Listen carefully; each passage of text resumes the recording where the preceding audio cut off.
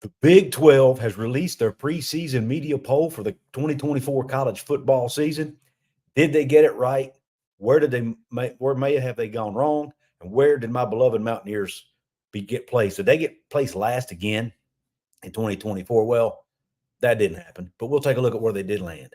We're also going to talk about the Big 12 all-conference first team preseason, the individual awards for Offensive Player of the Year, Defensive Player of the Year, and Newcomer of the Year. Talk about who might have gotten shafted in those awards.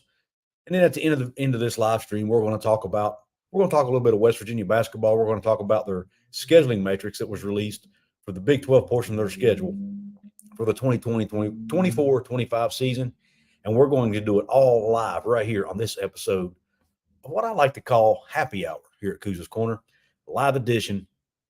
Thank you for tuning in. Thank you for belling yourself up to the bar and letting me pour you out this shot of top shelf college football and tonight a little basketball content. Before we dig deep into the show, I want to give a shout out to my brand new channel sponsor. You see his logo up on the top of the screen, Mr. Eric Buckner with Cats, Cantor, Stone Street, and Buckner. Stay tuned. I'll be right back.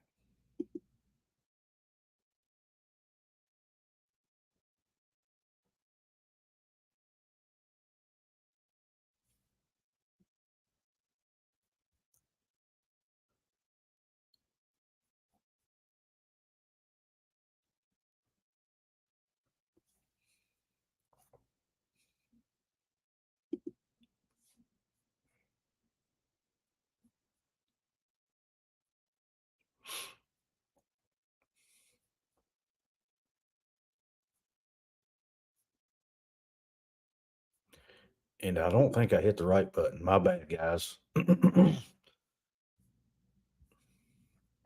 I screwed that up, didn't I? This is what I was trying to hit. Since 1931, the attorneys at Cats, Cantor, Stone Street, and Buckner have been the voice for victims who have suffered serious injury or death. They have a fierce passion for truth and justice and a sincere compassion for those who have been wronged by others. Whether you have been in a car accident or fighting with an insurance company, or you or a loved one has suffered serious injury or death due to medical negligence, we will ensure your voice is heard loud and clear. Cats, Cantor, Stone Street, and Buckner will ensure there is justice for all West Virginians because we are your lawyer, your voice. Visit us at yourlawyeryourvoice.com. So I want to give a shout out again to Cats, Cantor, Stone Street, and Buckner for being my new channel sponsor here on the channel.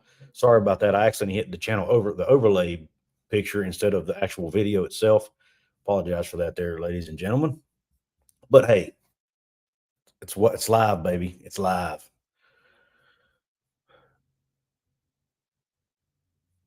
Heard me sniffing. It said my mic was muted, so I'm not sure why you would have heard me. It says my mic was muted while the video was playing. But anyway, sorry about that. All right, let's get right into the video. And I'm not going to release how much I charge my sponsor. That is not that's the kind of stuff you can get sued for releasing public information on what is supposed to be a confidential agreement. So yeah, I'm not going to release that. Matter of fact, most sponsors make you sign something agreeing that you won't release that information. So it's also not very professional. But I work in sales, so that's kind of my background. But anyway, yeah, the first time it wasn't an actual video; it was just a picture. That's probably why you heard me. But anyway, Outlaw College Football. If you guys see that little badge beside his name, that's because he's a paid VIP member. If you want to become one of those, hit the join button either now or after the video.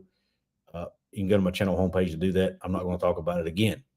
Also, if you want to drop me a super chat, it's also an easy way to support the show. It's a one-time donation to get your comment highlighted. I'll be sure to read it out live on the air. Also got channel member Timothy Green in the house. Timothy, thank you very much. He says it's all good, Couz. Let's get to the show. I can't wait. All right, let's do it.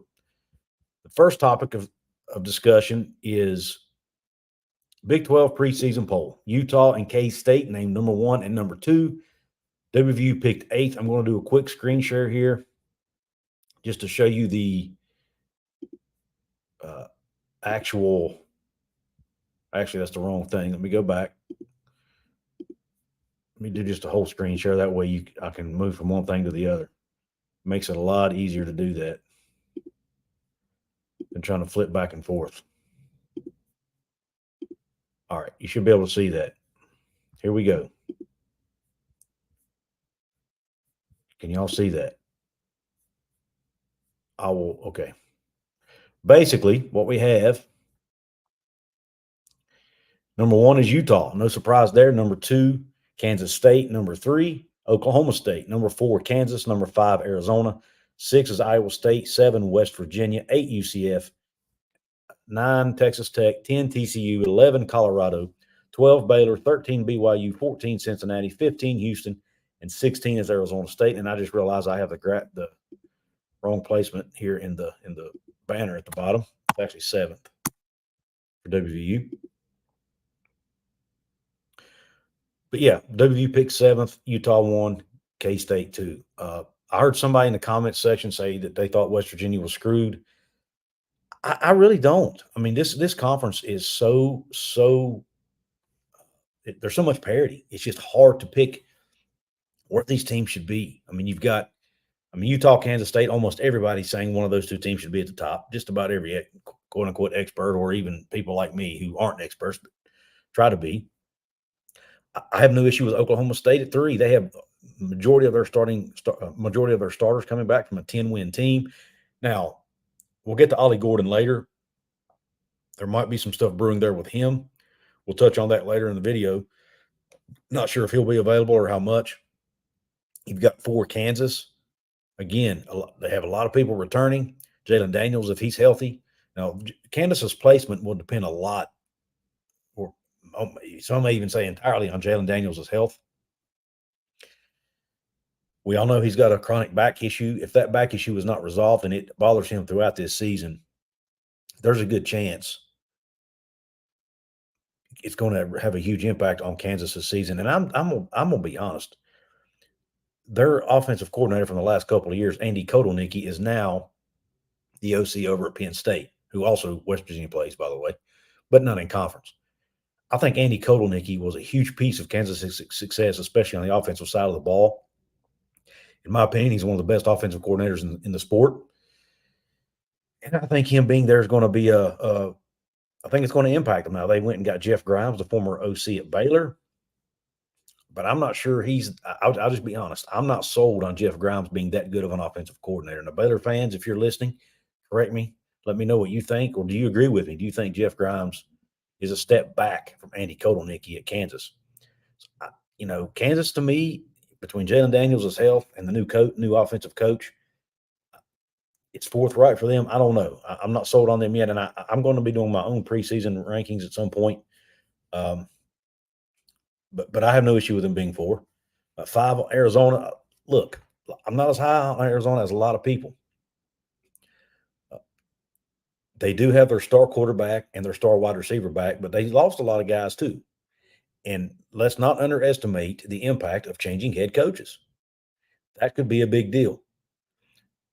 Jed Fish had them rolling, had them playing good football. They were responding to Jed Fish. I'm not so sure this new Brent Brennan, I'm not saying he's a bad coach, but there's going to be a transition. Not only the head coach, but the assistants. It's a big change to go from one staff to the other. So I'm not yet convinced Arizona's going to be that good. I'm not saying they're going to be a bad team. Just not totally convinced they're the 5th best team in the conference. You've got Iowa State at 6. I'm one of these people that thinks Iowa State is maybe underrated this year. And the reason I say that, they are returning just about everybody from a team that went 7-6 a year ago. Rocco Becht, who was a freshman quarterback last year, has got everyone talking, at least those who follow it closely. The kid's a heck of a quarterback. And I think he's going to has a chance, or this Iowa State team with him leading them has a chance to be really, really good. They have good wide receiver play, good running back play. I'm not even going to try to pronounce that running back's name. I think it's Sama or something like that. But anyway, Abu Sama maybe. Sorry if I'm screwing it up. But anyway, you guys know who I'm talking about.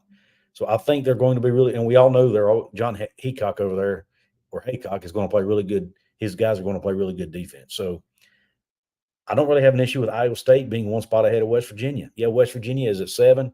Some may say they're overrated. I do think West Virginia has a legit chance to win the conference, but I can say that about basically the first 8 or 9 teams on this list, to be honest with you. I think that the first 8 or 9 teams on this list have a chance to win the conference. Maybe even 10, if you want to count TCU in that. A lot of people think TCU is not being talked about enough this offseason. But right behind West Virginia, and yes, back to West Virginia again, you've got Garrett Green coming back at quarterback. I think he's set to have an awesome season. He's making the covers of magazines, Athlon Sports, and Lindy's. They say he was a talk of the town at the Manning Passing Academy last week. He's had a great offseason. We all know he can run with the football. If Garrett Green can stay healthy and he gets the help around him that he needs, this West Virginia offense could be flat out explosive. And the West Virginia defense, in my opinion, will take a step up this year and be a top 50 I don't think they're going to be elite. I don't know that they're even going to be great. But I think they're going to be good, and I think they'll be good enough to win a lot of football games. And don't underestimate West Virginia special teams. They've been putting a really big focus on that, and I think it's going to pay off. They may win a game or two because of their special teams play. Heck, last year, the TCU game, they remember they blocked 2 kicks. That played a huge role in them winning that game. So don't underestimate special teams play. Number 8, UCF. As you'll see in a minute, KJ Jefferson, the quarterback transfer from Arkansas, voted Big 12 Newcomer of the Year, which I'll get to in a minute. Don't underestimate UCF. A lot of great skill position players. RJ Harvey at running back. Can't remember the wide receiver's name, but they have a great wide receiver coming back from last year. Obviously, KJ Jefferson, we know what he can do at the quarterback position. Can they fix their defense, and can they get things fixed on the line of scrimmage? If they can do that, that UCF team could be extremely dangerous.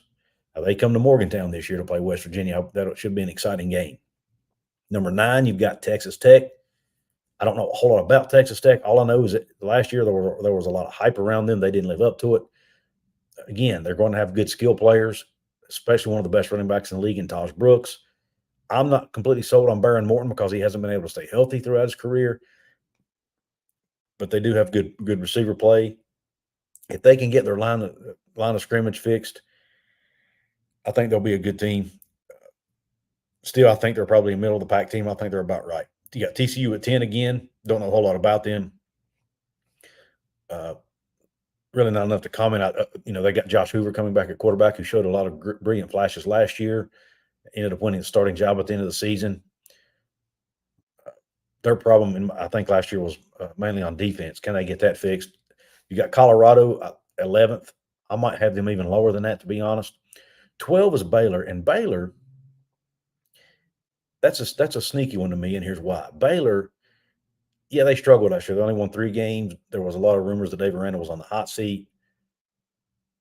But I think people are underestimating 2 things. Number 1, they brought Jake Spavital in to be offensive coordinator after I think they let Jeff Grimes go, but nonetheless, he left. They brought Jake Spavital in. West Virginia fans are very familiar with Jake Spavital. Texas Tech fans may be too.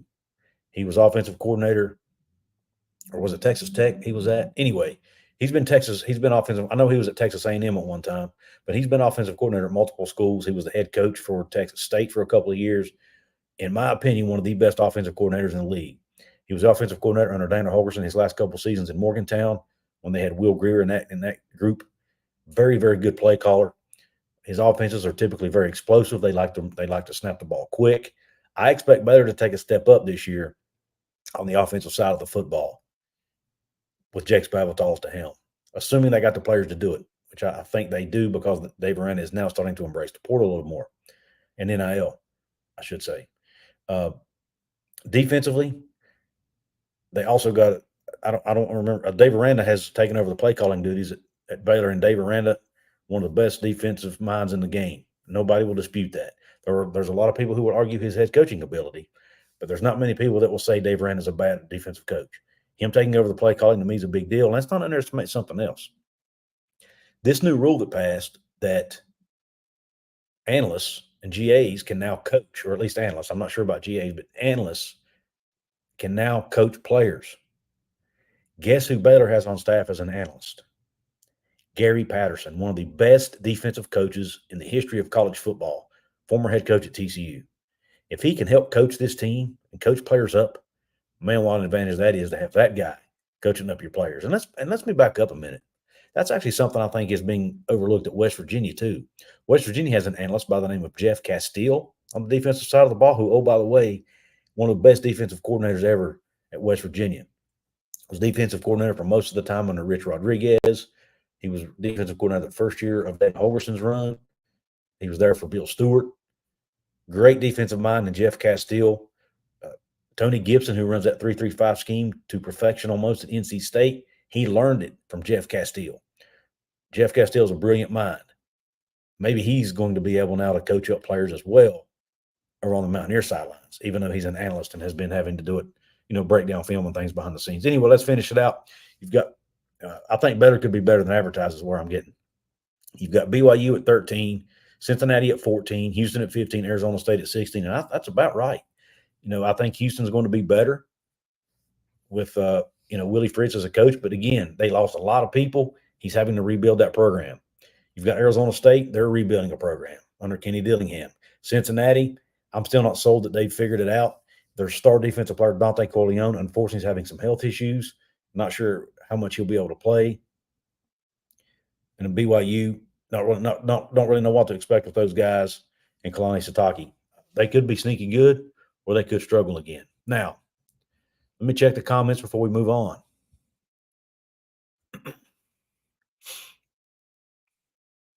Yeah, Matthew, he was at Texas last year, but he left Texas and is now at Baylor, which did not make TCU fans happy.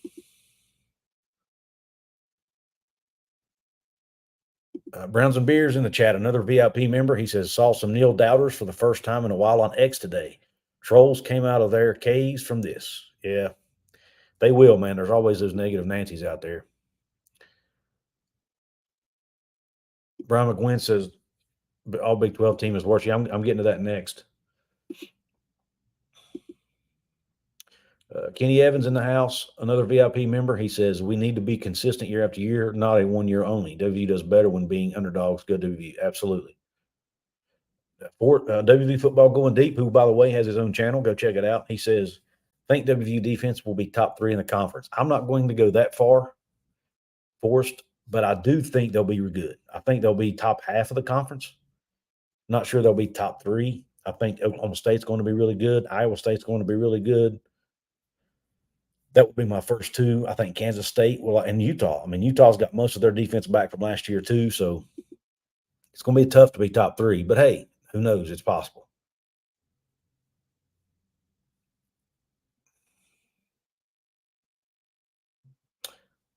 Yeah, Cam Rising. That's fair. UC Fez. A lot of people, but Cam Rising has done it before. He's proven, in my opinion. And KJ Jefferson is proven as well. I think UCF hit a home run by going out and getting KJ Jefferson.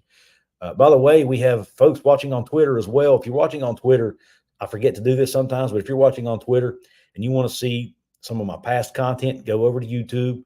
Check me out over there. All my past episodes that I've done. I do a lot of pre-recorded content. The majority of my stuff is pre-recorded. If you want to get that access to that, go over and check me out on YouTube at Couz's Corner.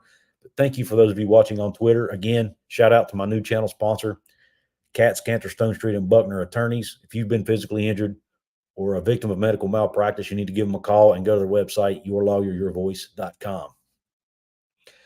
Says West Virginia was ranked too low. Some Arizona U26 fans are going to be in for a surprise when they find out the Big 12 isn't a cakewalk like they seem to think it will be compared to the former Pac-12. West Virginia should be in the top 5. That's fair, GCFM. That's a fair debate, a fair argument. I don't know where I'm going to put them when I do my own poll. I've been putting it off. I want to go through a game-by-game breakdown of every single team in the Big 12, which takes a whole lot of time, and I just haven't had a chance to do that yet. Terry Alford says, let's go. Let's go, Terry Alford. He's also a VIP member. Again, just like Timothy Green. Yes, Ollie Gordon got a DUI yesterday. Timothy, you're ahead of me, my man. I'm going to get to that in just a moment, too, because that could affect all of this. All right. Now let's get to the next topic at hand, which is, yes, Silas, get me to 10K, man. I'd love to get to 10K by the end of the year. That would be awesome. Let me get to the other graphic I was going to get to here. Nope, not that one. This one. Nope, not that one either. Da-da-da-da. This one right here. Here's the All Big 12. Change the banner here. That's covering up the players' names. I'm going to take that off for a minute. Anyway, Shedeur Sanders, quarterback. Ollie Gordon, the second running back. This is first team All Big 12. Taj Brooks, the second running back. Steve-O Klotz, the fullback.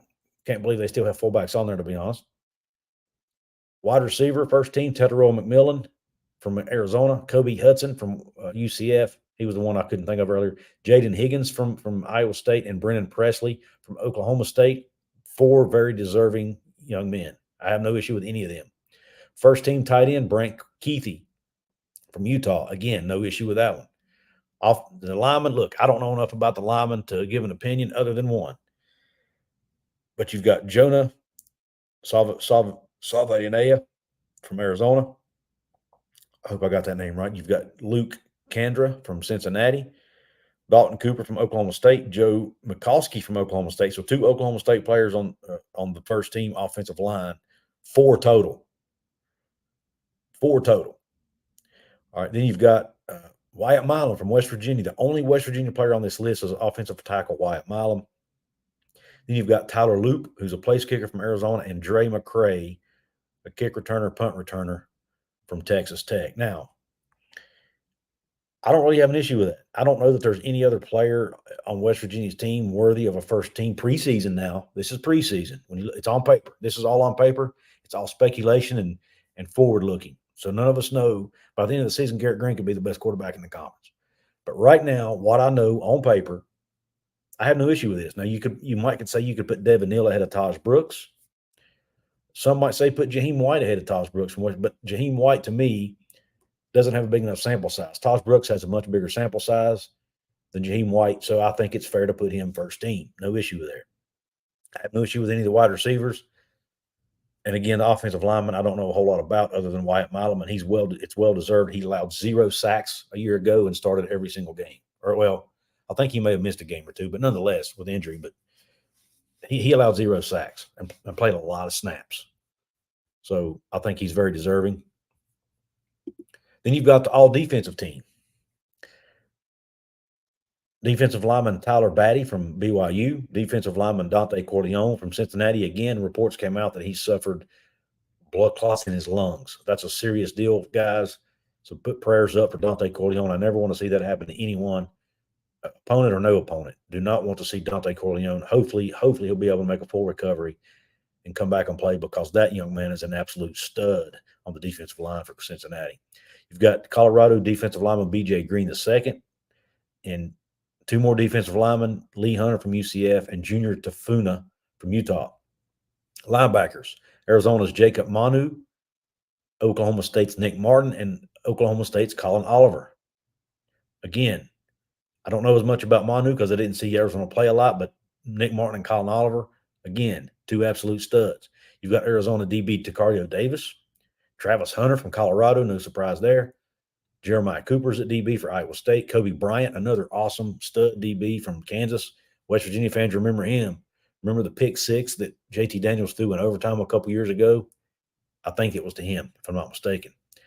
You've also got Kansas DB Mello Dotson and punter Jack Bowmeister from Utah. Now, for whatever reason, I did not get the second team, all Big 12 team, in my email from the conference, and I did not see it on the website either. I don't know if I overlooked it, but based on what the guys on 365 Sports said today on the show, there's no other Mountaineer on the second team either.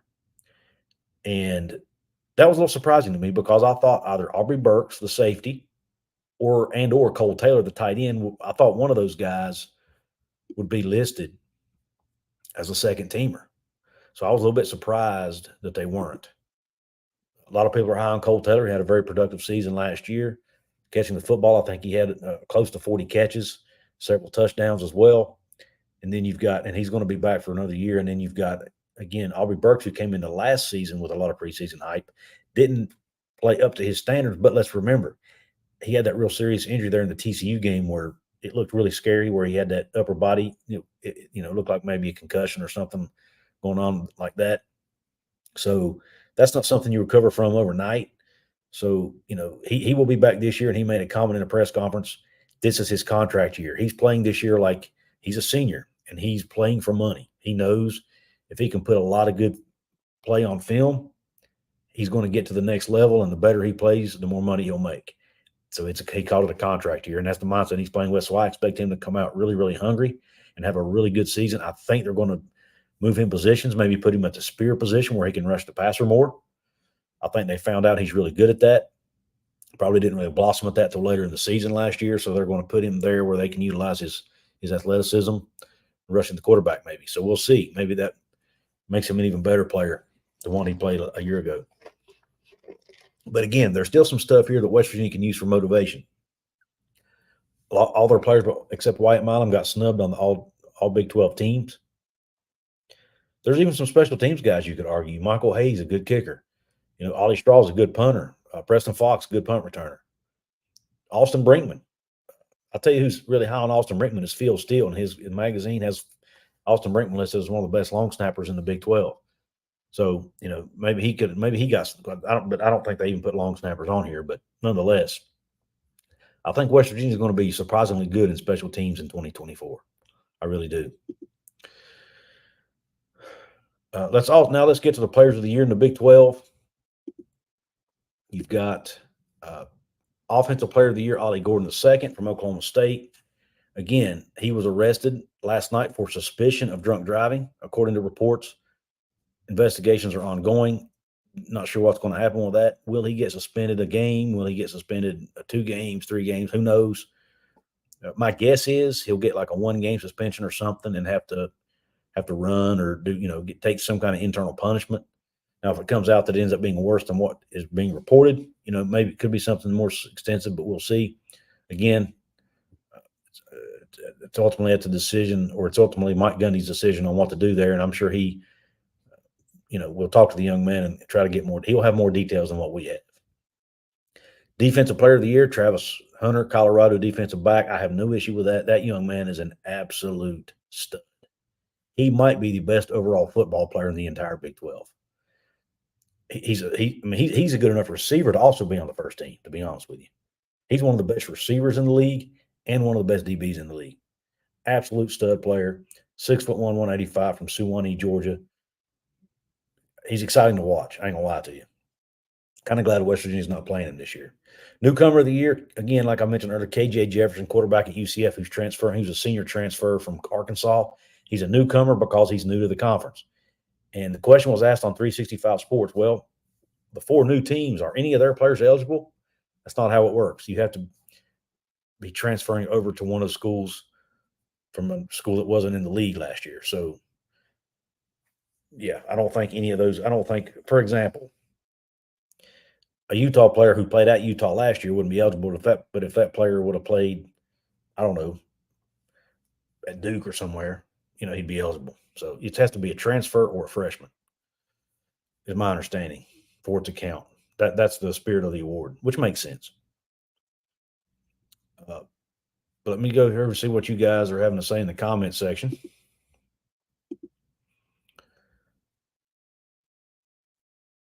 But yes, you can find – there we go. Go check out my website, couzescorner.com. A lot of great articles over there. Not been putting up as much stuff lately. I actually I need to find a few more writers to put articles up over there on my blog site. Just not enough activity right now.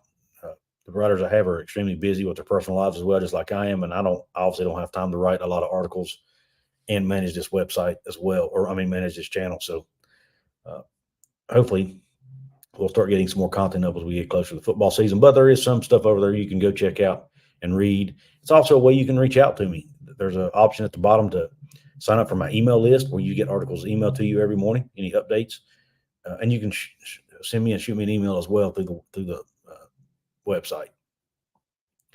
But just to recap, that Big 12 preseason Offensive Player of the Year was Ollie Gordon II. Defensive Player of the Year was Travis Hunter from Colorado. And newcomer of the year was KJ Jefferson, the quarterback for UCF, who transferred in from Arkansas. Could be a dangerous player, especially with Gus Malzahn's background in managing quarterbacks like him. Let's see what comments we got here. Consistency is what we're lacking, CFB Plus, man. None of us can be consistent because we all have lives obviously outside of this.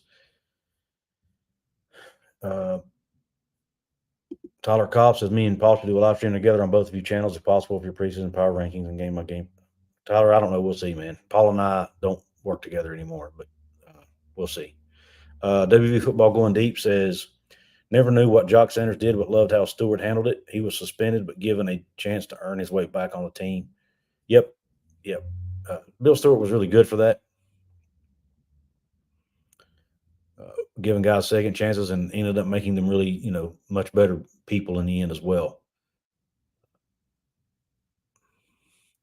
Let's see. You got Browns and Beers, who's a channel member. He says, if PFF was putting this list out, Garrett Green would have at least been on the second. I agree, Browns and Beers, as would have Cole Taylor, as would have Aubrey Burks, and a bunch of other guys. PFF is really, really high on West Virginia.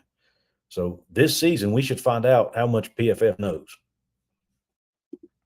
PW Riggs, he's also a VIP member. He comments. He says, no one is giving us any respect again this year. To a degree, I agree with that, PW Riggs, but we're getting much more respect than last year. We went from 14th to 7th. So that's better for sure. And that's in a team with more teams. So think about that. We were 14th in a 14-team league. We're 7th in a 16-team league. So I think that's better, but I agree. Could they be ranked higher? Absolutely. West Virginia has a lot of guys back, but, to step back and look at this from a 10,000-foot view, trying to take out my fandom, Iowa State also has a lot of guys back from a 7-win team. Oklahoma State has almost all their guys back from a 10-win team and appearing in a conference title game. Kansas State has most of their guys back from an 8 or 9-win team. And then Utah has most of their guys back from a team who won 8 games, and then but was decimated with injuries. And 2 seasons in a row before that, they made Rose Bowl appearances. So this league is just so friggin' deep and so evenly matched when you look at the talent level. It's amazing. Willie Nelson. I like Willie Wilson. I'm sorry. I don't know why I saw Willie Nelson. Big 12 have more than their share of All-Americans the 24-25 season. Agreed. Timothy Green says he thinks Garrett will do a hell of a lot better passing the ball this year because he has receivers that can catch it. Absolutely. And West Virginia's receivers aren't getting any love. And I get it. Most of them are underclassmen. Their body of work is small, but I think you're going to see Hudson Clement have a big year. I think Preston Fox guys could end up having a big year. I think this receiving core is extremely underrated. I don't think you're going to have one guy go out and catch 100 balls because I think there are so many talented guys in that room. You're going to have multiple guys with good seasons. You might have one guy catch 40 balls, another guy catch 50, another guy catch 30, another guy might catch 60. You know what I'm saying? There's going to be – this production is going to be spread out this year with this receiving core, and it excites me a lot. I'm really excited to see what Garrett Green can do with this receiving core. And that's another good argument, Josh. Devin Neal. Kansas's Devin Neal could be the number 2 running back. That's a fair argument. Absolutely. Cincy losing Corleone would be big, like the difference in game or 2 big. I agree, Browns and Bears. That young man is an absolute stud. Steve Herzl doesn't think Utah's winning it. And Browns and Bears says he put one of our running backs over Taj. And that's fair. Like I said, I think Jaheim White, if you look at just the flash he had at the end of last season, yes, I'd put him over it. But I think the media people are probably looking at this like, okay, Jaheim White did it for, 6-7 games, whatever. Taj Brooks was doing it for an entire season. They probably just want to see him, can he do it again this year? That might be what they're thinking when they're voting. But, hey, it wouldn't surprise me one bit to see Jaheim White up there by the end of the year, or even CJ. The guys, I think CJ Donaldson played the entire season last year with a hurt shoulder. So he could come out this year and absolutely ball out. He could look more like he did his freshman year. He'll have 2 years under his belt playing the position now. He'll be healthy. And let's face it, one thing that people don't talk about, he could be wearing smaller shoulder pads. He was wearing large shoulder pads last year to protect that injured shoulder, and it limited his ability to extend his arms and catch the ball out of the backfield at times. He won't have to. He may not have to do that again this year. I know that's something that doesn't get talked about much, but yeah. Terry Alford says, curious that KSU is picked second and has no one on the preseason. Oh, but yeah, that is curious, Terry. K-State is the only team, or one of only a few teams, who doesn't have anybody on it, but yet they're picked, finished second in the league. I think, number one, people are really excited about Avery Johnson. Number two, Kansas State has been so consistent with Chris Kleiman. And three, they have a lot of guys returning, especially on the defensive side of the ball. I think that's the key, but that's actually a great point. And I'll be honest with you, that might, when I do my rankings, my league rankings, that might affect where I put Kansas State. Kansas State's one of those teams that sometimes they don't have a lot of guys that will jump off the screen at you. They just play really good team football. They don't hurt themselves. They don't commit penalties. They don't turn the ball over. That's Kansas State football. If they can do that again, they'll be good. Will they finish 2 in the conference? I don't know. Don't know. Of course, they got that Giddens young man at running back. That should be really good. Ollie Gordon. Only update right now is he was arrested for suspicion of driving under the influence. That's really all we know right now. It's under investigation as of this time. Now, if somebody has seen a report since I've gone live, feel free to let me know.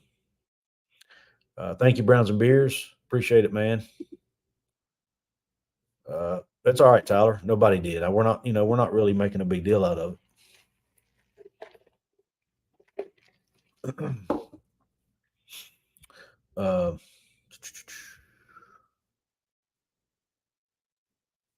Don't have any faith in OK State. Just don't. It's just a gut feeling. CFB plus. I get that. Sometimes I get that about teams too. Timothy Green just wants to say horns down, and I hope the wheels fall off the covered wagon on Oklahoma's way out. You know what? That's actually a great point, but it's something I want to kind of push back on a little bit. I actually think if Oklahoma and Texas, Oklahoma especially, goes into the SEC and does well, I think it actually makes the Big 12 look better. What do you guys? That's an interesting thing. Do you think Texas and Oklahoma doing well in the SEC would be better for the Big 12, or do you think that just doesn't matter? Maybe it would show that the Big 12 is not that bad of a conference. Oklahoma's about to be so mid in the SEC, it's scary. The wide receiver room is a swift arming off the talent. Browns and Beer says, I do think Arizona losing Fish is going to hurt them a lot more than many in the media are thinking. Agreed.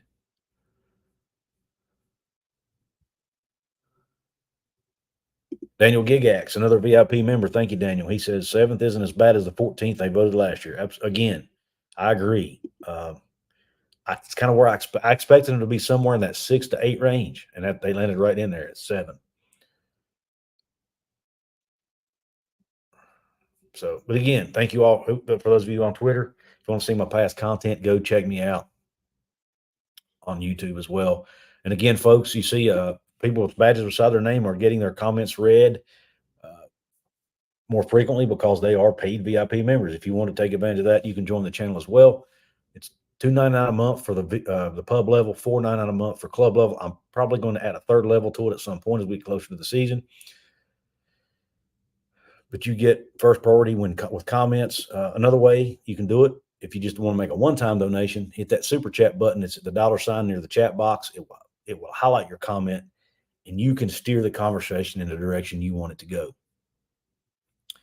Timothy Green says he thinks it would make the Big 12 look a lot better. I agree 100%. Couz, let's go Mountaineers.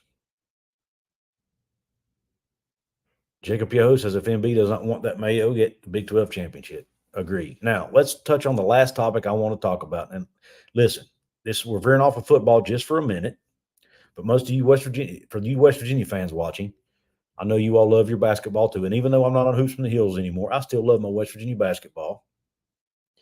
And I'll probably still talk about it here on the channel on occasion, especially if it's a major story. And I think this is, and that is the Big 12 scheduling matrix for West Virginia basketball. And here it is. Can you guys see that? Oops. I forgot to add it to the stage, didn't I? Why is it not? Hold on.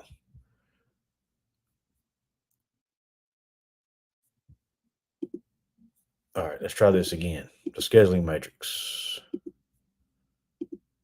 Now we're cooking with gas. Now we're cooking with gas. There we go. That's what I wanted. Let me make it full screen. All right. As you see, the home games for West Virginia basketball in 24-25 are, these are home only. The West Virginia will not be traveling to play these teams on the road. UCF will be coming to Morgantown with no return game. Oklahoma State will be coming to Morgantown with no return game. Iowa State, Arizona State, and Arizona. Now, when I first saw that, I'm thinking, awesome. West Virginia doesn't have to go to Arizona or Arizona State. Those teams have to fly to Morgantown. Then I said, wait a minute. West Virginia doesn't have to play in Ames. We know how that Coliseum in Ames with those crazy Iowa State fans, how loud it can get. But on the other hand, Oklahoma State, which is probably one of the easier away games to play in the conference, they don't have to play that one. And then UCF, which is one of the closer trips for West Virginia. West Virginia doesn't have to go there. So I was a little disappointed in that. Then you look at the away games. Well, actually, let's look at the home and away both. These are the teams that will be playing a 1-1 home and away with the Mountaineers. BYU, Utah. So the two teams the furthest away, West Virginia has to go there. But those teams also come to Morgantown. You got TCU, Houston, and Cincinnati. That one makes all the sense in the world. Cincinnati and West Virginia should be playing each other home and away every single year in every sport, in my opinion, especially basketball, because especially now that you're going to a 20-game conference schedule, you need to be playing Cincinnati 2 times. In my opinion, you should also be playing UCF twice and maybe even Iowa State twice, but I know they probably can't do that. But anyway, now let's look at the away-only games. These are the games that West Virginia will be traveling to these teams. These teams will not be traveling to Morgantown. It's Baylor, Texas Tech, Kansas State. The Fog have to go to play in the Fog against Kansas and Colorado. Now, when you look at that, I'm thinking, okay, yes, they have to go to Kansas this year, but let's remember, Kansas came to Morgantown last year. Remember, that was one of West Virginia's 9 wins last year, was against Kansas at home. Well, it's a return trip, so now I have no issues with that one. They have to go to Colorado, which is a long trip, to Texas Tech, which is somewhat of a long trip, but they've already been making it for over a decade, and they have to play in front of that hostile crowd at Texas Tech. They have to go play at Baylor, which is going to be one of the better teams in the country. Let me get that banner off the screen here. They have to go to Baylor, which is going to be one of the better teams in the conference, maybe even in the country. Kansas State, and one of the easier places to play in the conference. If there is an easy place to play, I think Josh Eilert or someone even made that comment in a press conference once that, there's no easy place to play in the Big 12, but Kansas State was one of the ones where the crowd doesn't get quite as loud or quite as into it. So I actually look at this scheduling matrix, and I don't have an issue with it. If you look at their away-only games, it's teams that aren't necessarily the furthest away. It's the teams that are kind of, Kansas State, kind of middle of the road as far as distance. Baylor, Texas. Now Texas Tech's kind of far. But then you look at the home games, and Arizona and Arizona State both have to come to Morgantown with no return trip. So those two teams have to make that long 2 or 3 hour flight. Go across 2 or 3 time zones. I don't know whether they're going to be Mountain Time or Pacific Time. I have no idea. But they're going to have to make that long flight to Morgantown and no return trip back for the Mountaineers. I like that. I think that lines up well. And then the fact that the only thing I'm disappointed about here is the fact that they don't have to, the UCF and West Virginia aren't playing a home and home against each other. That's really my only complaint with this schedule. I think it's pretty fair, to be honest with you. And the 2 games against the furthest teams, Utah and BYU, those teams also make a return trip to Morgantown. So I think if you look at it, they play the 2 furthest teams away at home, the closest team away and home, and then two teams who are about in the middle with Houston and TCU. So I think it's fair, more than fair. Now, a lot of it is going to have to do with the dates of the games. How many Saturday, Monday turnaround games will they have?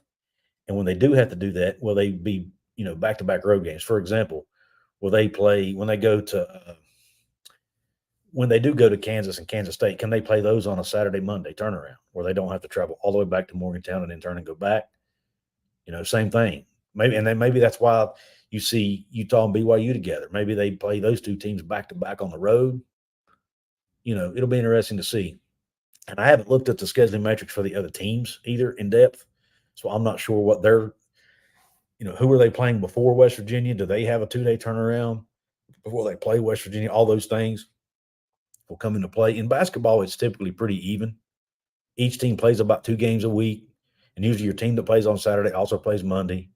It's usually pretty fair. There's usually not a whole lot of disadvantages as far as, where sometimes in college football you'll have a team playing a Saturday game and then turning around and playing a Thursday game when their opponent that they're playing on Thursday may not have played the previous Saturday, things like that. So, but in basketball, you don't tend to see that as often. So on first glance, without knowing the exact dates of these games, I actually think this is a very, very fair scheduling matrix for the Mountaineers. What do you guys think? I want to get to your comments here and see what y'all think about this.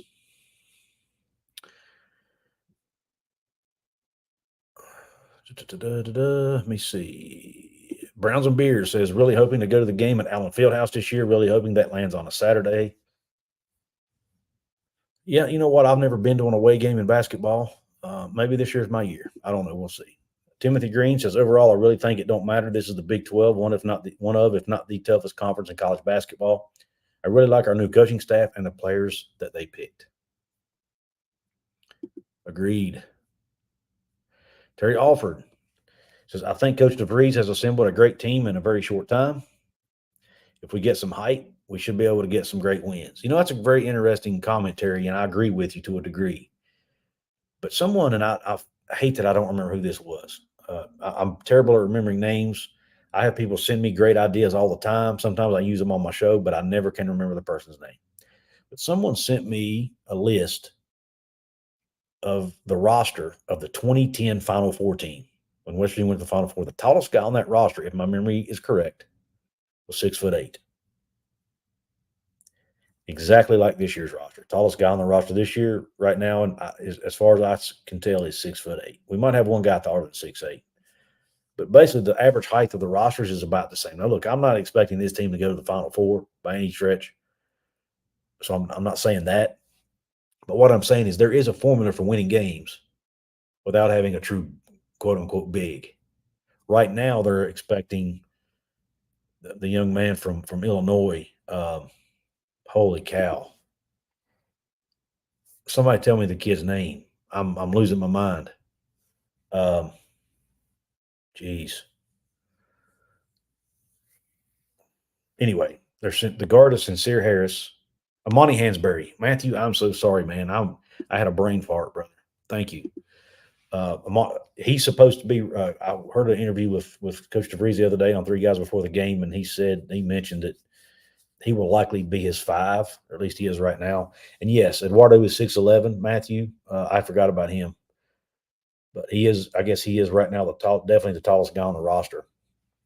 But I'm not sure if I'm not sure he might be a starter. Not sure.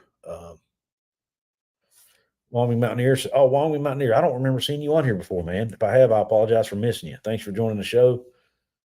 It's cool. Always cool to see new names pop on here. Timothy Green, again, another comment says your memory is correct. That is exactly right. 6'8" was the tallest that we had in our Final Four game. And I think that was Wellington. I think Wellington was 6'8". I think we had Dennis Kalisa was on that roster as a freshman. I think he was around 6'8", but he didn't play a whole lot. And they ended up going to the Final Four. But yes, Hansberry, Dylan Lester, it was Hansberry.